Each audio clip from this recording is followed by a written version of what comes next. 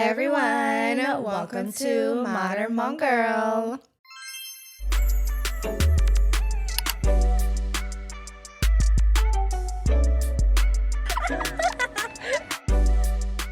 It's a girl, Emmy. And it's your girl, Lex. Welcome to episode 56. The girl who does too much. If you are new, we are Modern Hmong Girl. And if you are a returning listener, welcome back. We are so happy to have y'all. Okay, so let's do a check-in with how we're doing and any plans for this upcoming week. And if you could tell, we are pre-recording the episode. Just be some busy gals. Yes, and so don't mind if we have like the same of whatever because we're still here for the new epi. Yeah, you know, I changed my outfit. But then I was like, wait, how does this thing makeup look? So it's obviously the same. Yeah. But, sorry, all this moving. Let me do everything before I go back to talking. Yeah, it's really cold. So if you guys are watching, we have blankets on. Yeah. So, all right. What we're doing for the week? Plans for the week. Let's see. Well, Lex and I are busy with Madam Hmong Girl. If you guys saw, we're looking for a production member. So we have that coming up, just some interviews. And then I am going to go to Wisconsin to celebrate my grandma's birthday. She recently moved down there, and my mom and I always did her birthday like every year.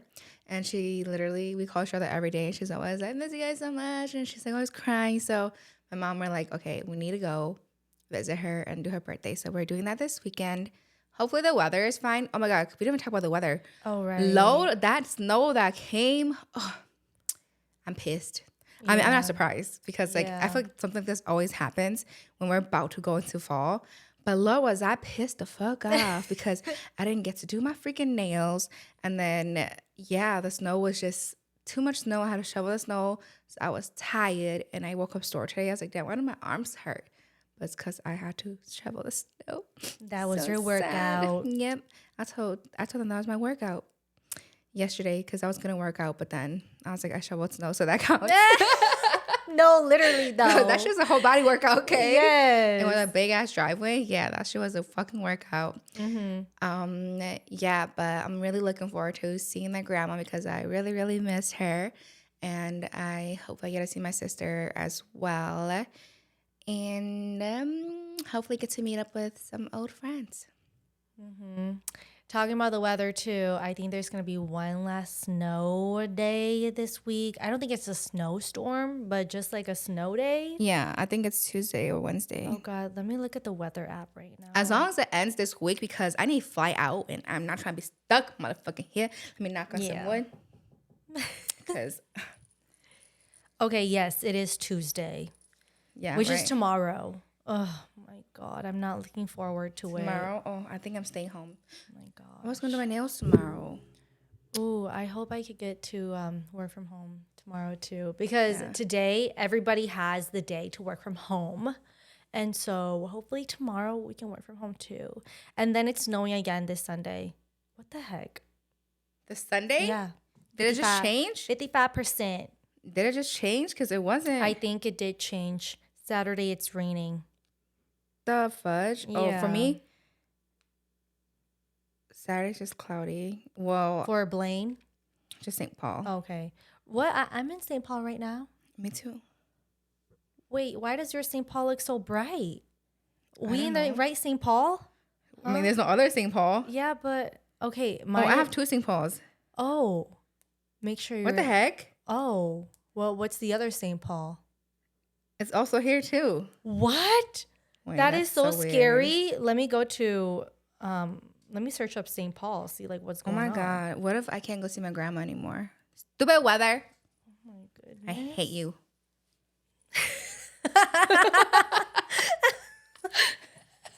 Welcome to the Midwest. Yeah. No, but I'm done with this Midwest too. I would say like the only thing I'm grateful for this snowstorm is just working from home, and that's it. Other than that, like why are you here? But it's because of that damn groundhog, which I want to talk about. Like, why the hell? Who came up with it? Why do we rely on a groundhog Literally. to tell us if spring is coming or not? That is hilarious to me. But We I can't don't rely really on ourselves. Damn, humans are useless. We go extinct. I don't keep up with the groundhog news, so I don't Me know either. if like they even came up or not, but LOL. I mean, it was very nice. So I don't know. It tricked us. Yeah, literally. Like always. Yeah. That's why I hate Minnesota. You're a liar. Anyways, Anyways.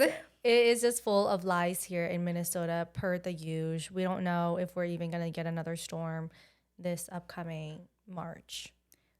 Better not. But the most latest snow we got was in April, though. I still remember that year. Hated it. But anyways, I basically already explained what I'm going to be doing the upcoming week in the previous episode as well, which is going to be working, having a sober weekend. And yeah, hopefully Emmy and I get some sushi this week. We were supposed to meet up with an old friend last weekend, but the damn snowstorm. So hopefully this week we will get the stupid ass sushi. snow.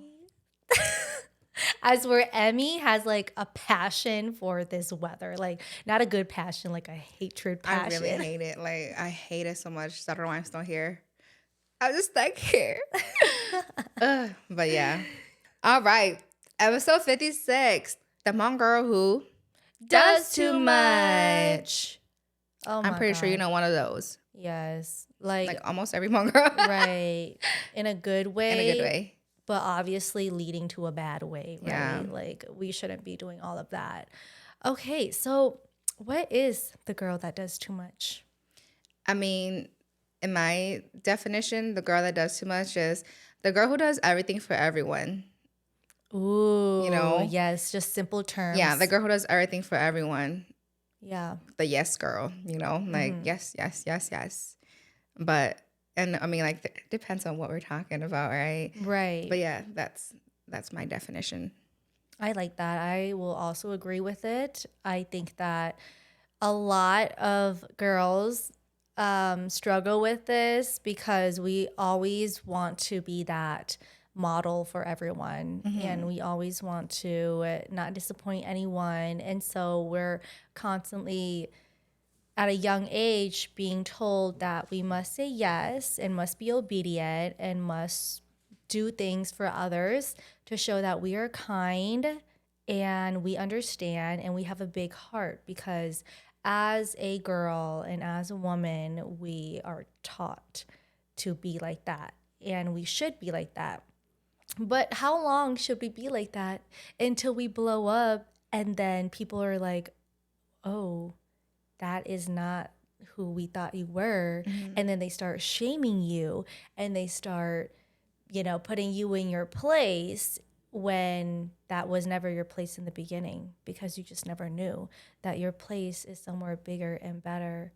And it is where the answer no comes into play and you learn it. Ooh, my God. That was so beautiful. I was about to cry. My gosh. Yeah, it's like just such a huge learning curve when you finally learn the word no, that the word no is not bad. Yeah, I think that a lot of us go through this stuff. And I think we definitely go through this stuff and still do till this day. yes. Yeah, it's very hard. Especially as a Hmong girl, Hmong daughter, and a Hmong woman in general. I feel like we're always put on, we always, damn, I can't talk anymore. There's always high expectations put onto us to do everything without saying no, Yeah. and because we do that in our daily life with our family, we do that outside of our family too. We want everything to be good. We want everything to look good. We want to look good for others. And we're always going out of our way to do everything, especially what I've noticed for me is like when it comes to relationships, right? I feel like I do too much. Like I give too much, and that stems from um like with family because you're like, oh, it's family. I love them. I need to keep giving to them. I need to keep taking care of them.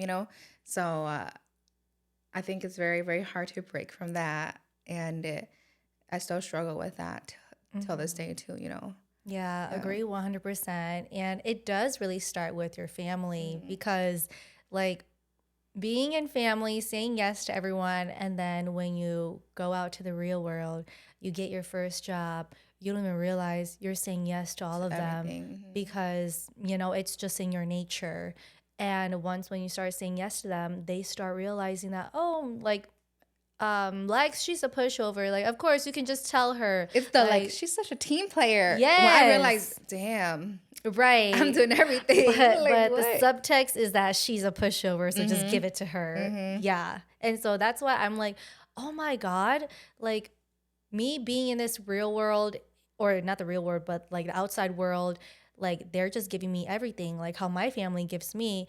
And when I come back home, like my family expects me to do all of this too. But then at work, I'm so burnt out. And now I got to do like, homework and work. And Yeah. it's like, I don't even want to exist anymore. I don't even want to be here Homework, anymore. work, daughter work. Yeah, Oh, God. It's nonstop. exactly. So that's why it's like, when do you learn how to say no?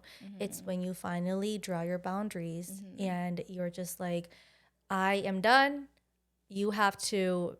I feel like it's very hard to like voice out your boundaries to your Hmong family though, because they're already used to you being like that. And so it's like, how can you tell them without hurting their feelings, but also most importantly, not hurting your feelings? Because like you solely feel like you're doing something bad because you are also used to what you have been doing for them too.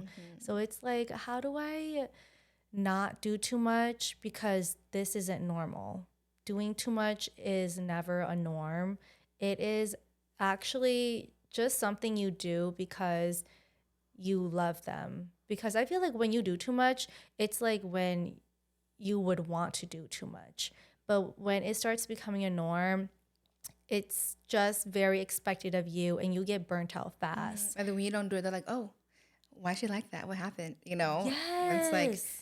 I just need a break because I've been giving my all to you guys and not to me. Yes. Yeah. That is so damn true. That's why I'm like, well, one of my experiences of doing too much, I think like, cause I am the oldest, so just seeing my mom do the most with everything too, I obviously adopted her behaviors of doing that. And then I realized, because like my mom, I love my mom. And mom, if you're watching this, you already know this for yourself too. But then she be like doing things in fast motion. Like she's in a rush to do something. Like she always has to get to point A to point B. And I'm like, girl, what are you doing? Like you in a race or something? Like, Who's your slow competition? down. Right. Like, do you have to get somewhere? You just like right now you're overstimulated and you just need to like take a seat, take a breather, and understand that you're not late to anything and we're just all hang out and we're not doing anything. And she finally realizes that, which is great. But I used to be like my mom too. I used to like always be in a hurry because I just felt like I needed to be somewhere, but I didn't. It was because it was the like the end of the goal was getting everything done, was the result. And that's what like I was doing. I realized that I was adopting that from my mom because I wanted to get everything done. And so that's why I kept on like being in a hurry, being in a rush, even though I was not going anywhere. But I just wanted to get things done because that was that's what was expected of us to do, was to get things done.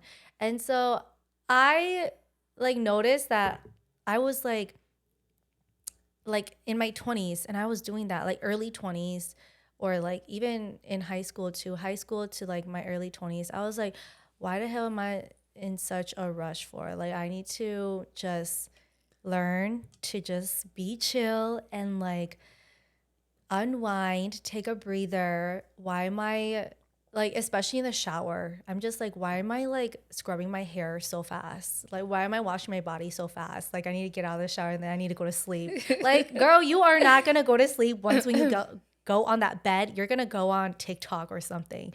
And so that's what I'm like, I need to learn how to slow down because it's just the condition of doing so much that you have adopted the speed of things. And it's just like, oh, now, and especially when you have so much time to do nothing, you don't know what to do anymore.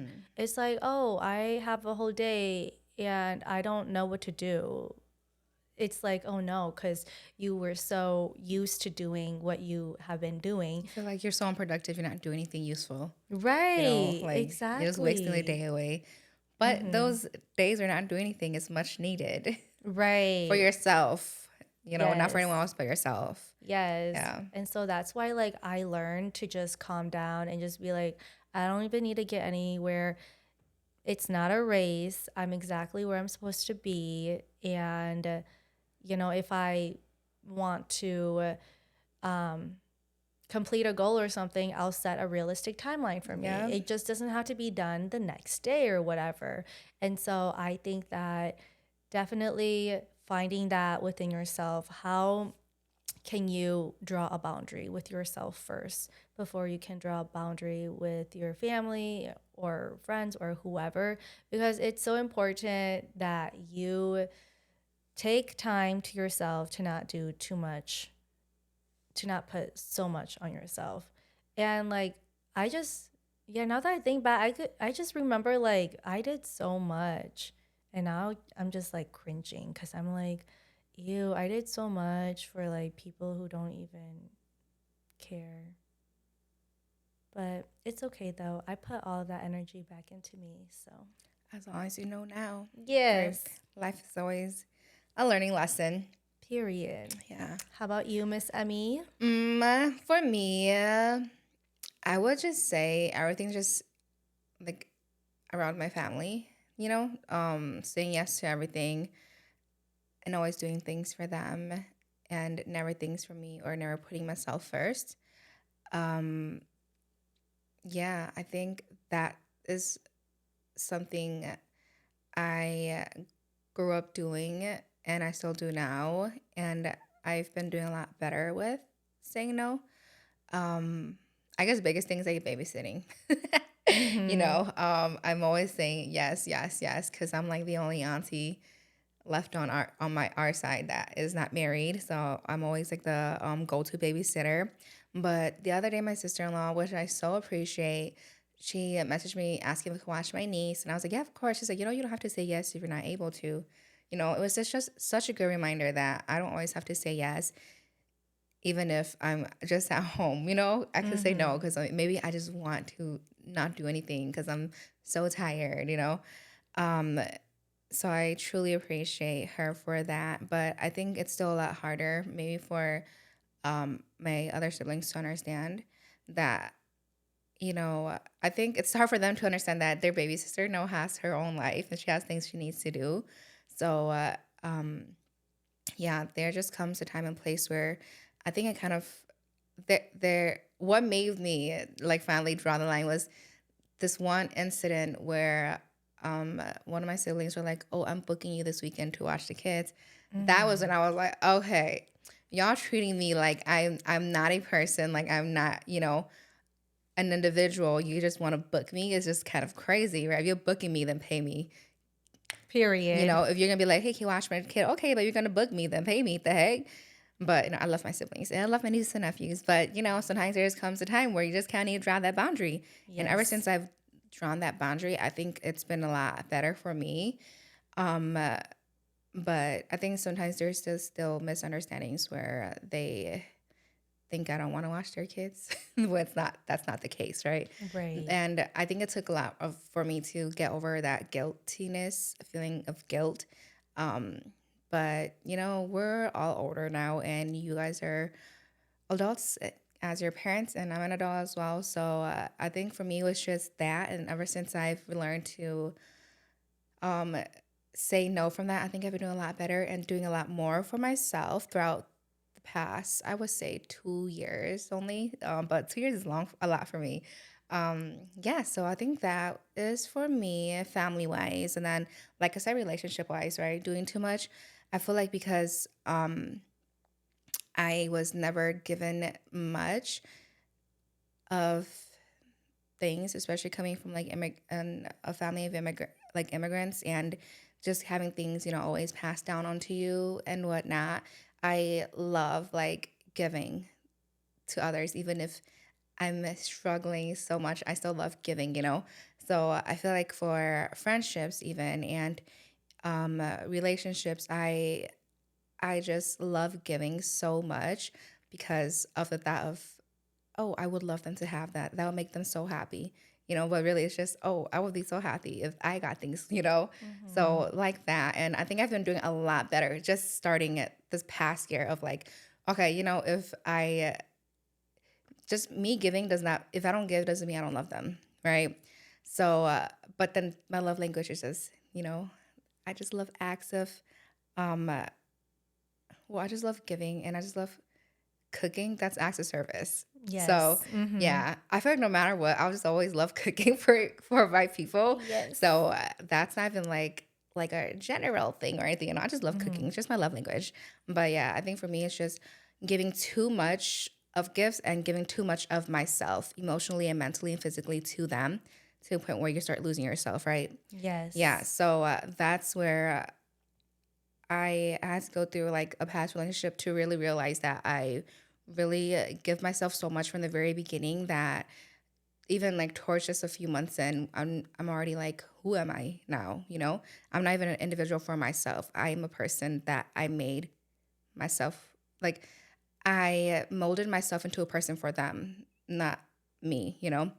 So Oh my I gosh, imposter syndrome yeah. at the end. Yeah, it's like, who am I? Mm-hmm. Yes. Yeah, so that's why I realized with relationships that I give myself to them fully from the beginning, emotionally and everything.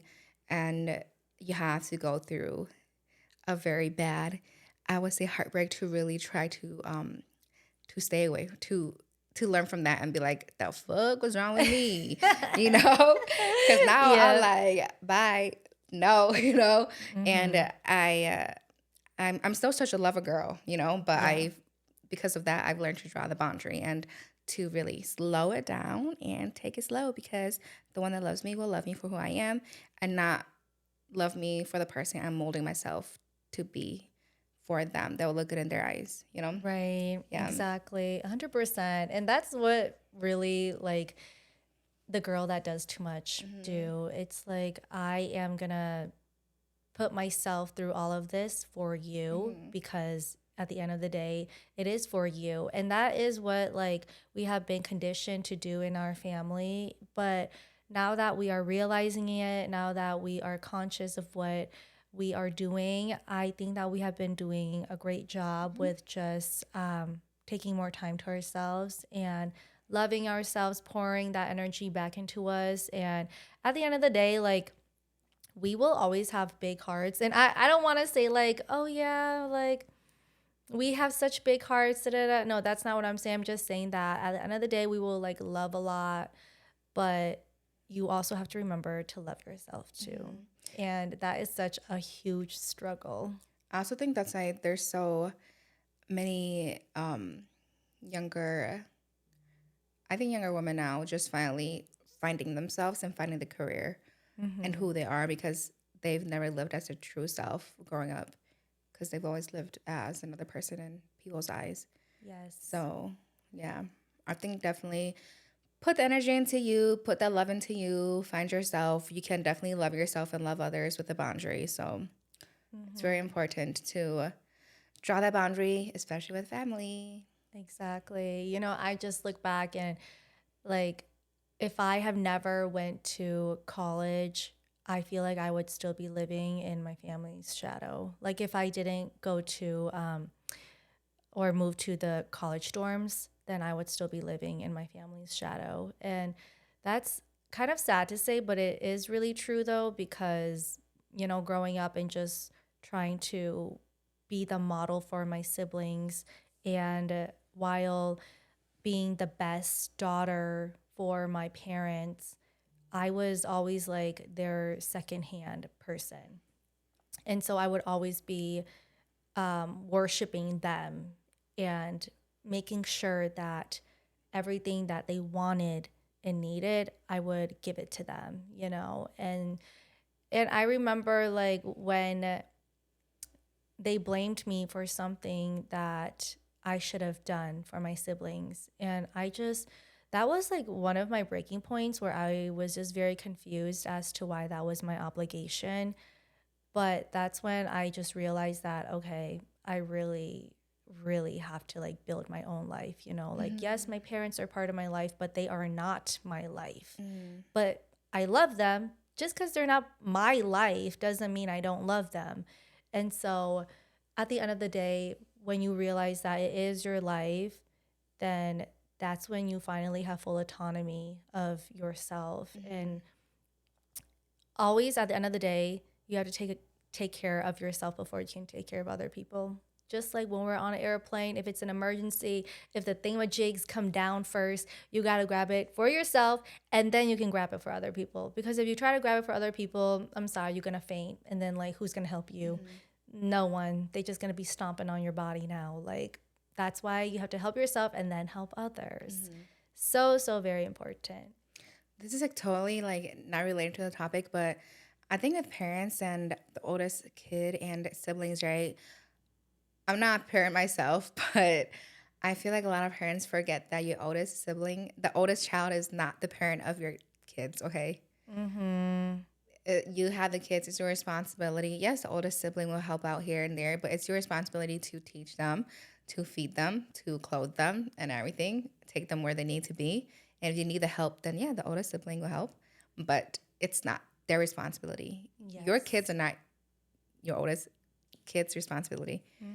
Your kids are not each other's responsibilities. There, it's your responsibility as a parent. 100%. And like I said, I'm not a parent, but I think it's just coming from a child that has, babysat a lot of kids. Anything else to add onto our Dear Nobody? No. I mean, not Dear Nobody, onto our topic. No, I don't think so. I didn't know if it was geared towards this direction or geared towards like the girl that does too much. You know what I mean? Oh, There's like two, like, yeah. But no, I don't have anything else to add. I think that is all for me. What about you? Yep, that is good for me. We can go to our Dear Nobody. And this one is a long one. So let's get started. Okay. I think the name is Julia, with a G. So I was like Galia, but it's Julia. But all right, I am the third generation of my Hmong family, the eldest daughter with two younger brothers. Growing up, we were financially stable. We lived in an upper middle class home, and I had my own room and space. My mom often told me stories about how poor she and my dad were when they were younger, and it made me grateful for what they built through education and survival. My mom earned her master's degree and became an elementary school teacher. My dad didn't finish college. He worked minimum wage jobs before becoming a correctional officer. They provided for me financially, but never emotionally. I understand why. They didn't receive emotional parenting either. They were in survival mode, and they still are, especially my mom. In high school, my mom pushed me hard academically. She made me take college classes early. I'm grateful for the opportunities, but emotionally and mentally, it was overwhelming. She was overly involved, micromanaging my assignments, texting me screenshots of my scores, circling points I lost, telling me to retake work because every point mattered. She would say I'd thank her in the future. I was under so much pressure to succeed that I threw up from stress. I needed to be the example. I needed to succeed for my mom. And most of all, I wanted to feel loved. When I graduated with my associate's degree, I had a graduation party. I was thankful, but it felt performative. It felt like proof that my mom hadn't failed as a parent. Like the celebration wasn't really for me, but for the image of success. Later, I tried to explain that I earned this degree for her, that I survived emotionally for her. She dismissed it, saying the degree was for me. I know why. Education saved her. She wanted to save me too. I just wished I just wish she had slowed down. She didn't know how. I've come to realize that I'm the most emotionally intelligent person in my family. I know how to comfort, how to be warm and emotionally attuned. I learned to self-soothe because I had no other choice. As a child, I cried when my mom went to work. When my dad asked what was wrong, he didn't comfort me. He walked away, and I dealt with those big feelings alone. Years later, my 5-year-old brother cried for the same reason. He cried alone in the garage. I made a choice. I walked to him, picked him up, held him, and told him our mom would come back. I brought him inside and asked him what he wanted to eat. That day, I became his safe space. There were many times when I told my little brother I wanted to be alone, but when I opened my door, he would be standing there with his iPad, and I would let him come into my room anyway. When I left for college, I told him I wouldn't be home as much. He asked, "Who's going to make me burritos?" He came to me again and again because I was the only emotionally open and warm person he had. Even though no one was ever there for me, to this day, I still think of my little brother as my baby because I was the only warm adult who knew how to be one. Wow, this went perfectly with our topic today. Yes. What the heck? It went in sync. Yeah, Oh it my totally went gosh. in sync. And reading this whole thing reminded me of myself Yeah. too. Yes. Because I feel like this is what a lot of us really do go through. Like our parents push us so hard and we do things for them. And when we say we do things for them, they're like, "What do you mean doing it for me? You're Right. doing this for you. I'm making you do this for you."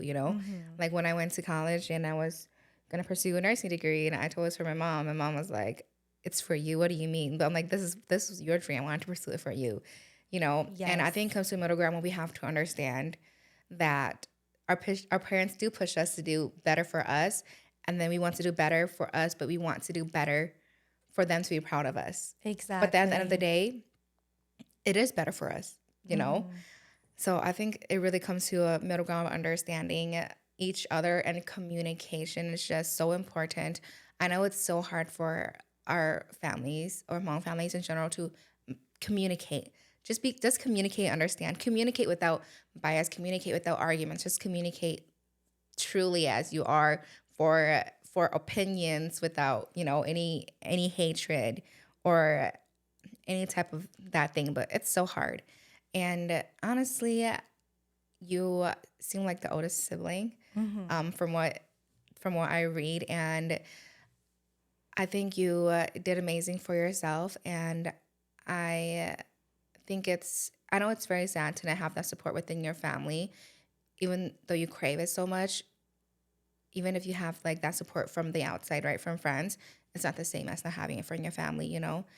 And I think I feel like you grew up fast. We get forced to grow up so fast. And sometimes it turns out bad or it turns out great. And I think it turned out great for you just from reading this story. And it's amazing that you're able to be that support system for your brother as well, because you didn't have it growing up. But I think it sucks that it's like you felt like you were obligated to, because you are the only one that was able to give that to him. And that's why I feel like it's so important, again, for parents to provide that space for their kids, especially because growing up we didn't have that, right? And now that we talk about it, we do want parents to provide that space for their kids, because their kids do need that like safe space for to express themselves. They don't have it. That's why like mental health is so bad these days for our younger Right. generation. Yeah. So I think it's so important for parents to provide that safe space for their children. Yeah. I mean, like, you and I could have been worse. Yeah. Yeah, we could have been Yeah. way worse. Yeah. And that's why whenever like our parents are like, "Oh, you should be thankful that you're like this now because of me." And we're just like, it's actually because, we took it in and dealt with it, like self-soothing, like how you did as well too. Oh my God. When reading this and Galia, right? Galia? Or I mean, I sorry. think it's Jalea because Okay. like the G is a J, but I don't know. Okay. But yeah, Julia, when you said that you learned to self soothe yourself, that resonated with me so much because growing up, like my parents were very similar, like yours too. They were just living on survival mode, and they still are as well too. And so when I was in any kind of emotional distress, it would just be me to figure it out by myself. I mean, it would be weird for me to like go up to my parents and be like, "I'm sad, I'm feeling sad. Like, what do I do?" And I didn't start doing this until I was in high school when I got into like my first high school drama with my mom, and that was senior year, and that was when like I told her like how I felt. Well, I mean, I did tell her like how I felt with my family before too, because I think the difference between my mom and your mom is that my mom, she learned to open up to us when we got older. Because as children, she kind of was like, and I feel like a lot of like Hmong OGs have the mentality of, oh, they won't remember anything. And so that's why, like, as kids, I guess like that was my parents' mindset that they just thought that we wouldn't remember anything. But obviously, that's our origin, that's our foundation of where we came from. And so that's why it was pretty weird for like my mom to start opening up to us when we got older. But then, you know, she's our mom. So since she's here for us, we're also going to feel safe opening up to her. But then it would get contradicted because she, like, when she would get mad at us, she would turn it back to us. And that's when I would hate it so much. I'll be like, I hate it. I wish I didn't tell you how I really felt, because now you're just turning my feelings against me. And I'm just never going to tell you anything again. But then, like, obviously it's not like that anymore. We're like besties now. But definitely, when you also said that your graduation felt performative, girl, same here. I remember. My graduation, like, okay, loved everyone that attended, loved all my supporters. Like, of course, I love my parents so much for hosting this and doing everything that they can. But I just can't help but feel like for one of my parents, I mean, whatever, fuck it. Like, it felt performative for my dad, because I love my dad a lot. I don't know if my dad has heard snippets of like Modern Hmong Girl podcast or whatnot, but I never would want this episode or just like things said about my dad to be delivered in a wrong way. But yeah, like my dad was very similar to your mom too, where like he was always the one pushing us and making us do whatever. And he would be the ones opening up our report cards and being like, oh, why didn't you get an A on this and stuff like that. And so, yeah, my dad was very similar to your mom too. So I really resonated when it felt performative for you at your graduation, because it really wasn't for you, but it was for them. And honestly, when I got the piece of paper that was so valuable to my family, now I got a bunch of pieces of papers I got to pay back. Literally. No, just literally one piece of paper. Yeah. That we got to pay back for a whole life. Yes, exactly. Oh, am I angry? Yeah. I mean, like, here you go, mom and dad, but like now I'll clean up the rest. Like, yeah. But you know, nevertheless, I love my parents, I love my dad, but it's just the way that we all grew up. And so it's a domino effect. It just falls onto you. And so you just have to handle it the best that you can. But you know, I'm glad that you can be that safe space for your brother. I think for my siblings, it was kind of hard for me to be there for them when we were younger, because we're literally all a year apart. So there's 5 of us in total. And so I wasn't really there for them emotionally, because we all grew up together. It's very close age range. So it wasn't like it wasn't like I was 15 and I had like a 3-year-old brother or sister. And so we kind of like went through everything together. Yeah, just related all together. But I can say for my youngest brother, since he was 4 years or 5 years younger than me. I was there for him through like emotional times as well too, but that would be pretty much all. Um, but at the end of the day, just like knowing that you can do better from what you have experienced is what matters. Like you were there for your brother. You understand that you're emotionally aware and intelligent, and you're an adult now. And so I think that, you know, what you can do forward is just show up for people that accept you for who you are. And hopefully your parents can come to realize that they need that emotional safety net as well. Yeah. Yeah.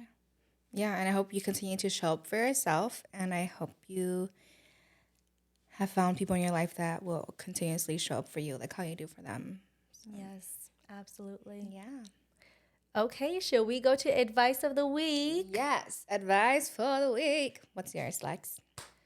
My advice of the week resonates with this episode and with this Dear Nobody submission is that you are never too much.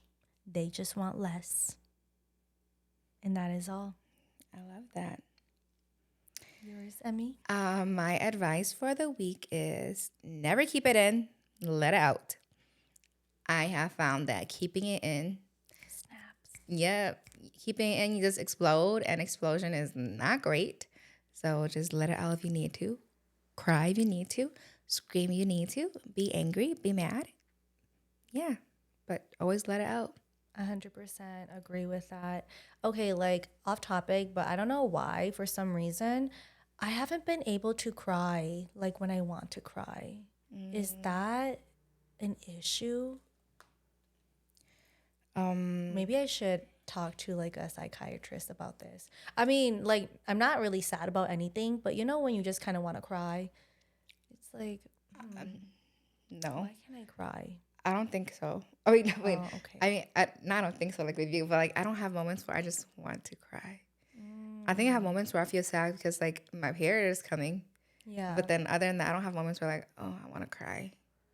Okay. Because I guess I had like one moment where I was like, I would like to cry right now. I Just think to there's like, something that maybe I think you need to unpack something in your life ooh, because maybe there's something you're not happy about that makes you no. feel like you want to cry. Yeah. I was trying to do that. I was trying to unpack, but like, it couldn't unpack. Because you're not willing to accept. Oh my God. Okay, you guys, stay tuned for the next episode. See what will happen. Will Lex unpack Will Lex it? unpack and cry? Yeah. Or will she not? Or will she pack it up and go? Okay, yeah, sorry guys, that was off topic. No, but yeah, that's all for today's episode. Thank you so much, y'all, for tuning in. As a reminder, we're here for you every Wednesday on Spotify and YouTube. But you can find us on Facebook, TikTok, YouTube, Instagram, and Spotify at Modern Modern Hmong Hmong Girl. Girl. And we will see See you soon, girlies.